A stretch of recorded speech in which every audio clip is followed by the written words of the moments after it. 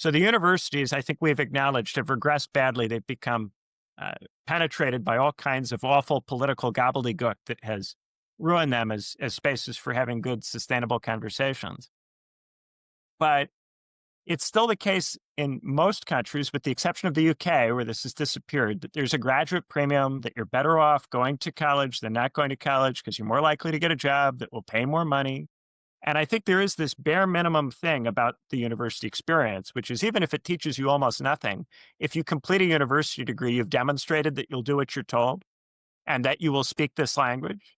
And if you can demonstrate those two things, that gives you a market advantage over a worker who hasn't gone to college and means that an employer will take you over somebody who hasn't gone. Even if you've learned nothing else, even if your degree is otherwise completely garbage, it demonstrates that much at minimum.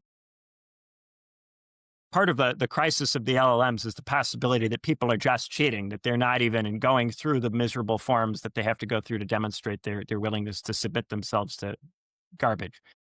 But leaving all of that aside, I think we have not yet produced institutions that young people choose to join instead of the university. And that would be a fundamental first step. It's been talked about, and people have said, well, aren't the universities obviously garbage? Isn't the nation state obviously garbage? And these things are obviously defective, but we haven't yet produced something that people choose to do instead. It's sometimes choose to do alongside. It's sometimes choose to do after school, on the weekend, after work, while you're at work.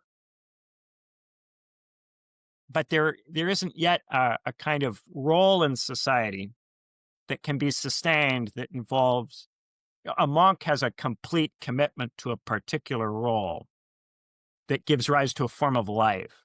And I think that's what's ultimately needed. There needs to be a form of life.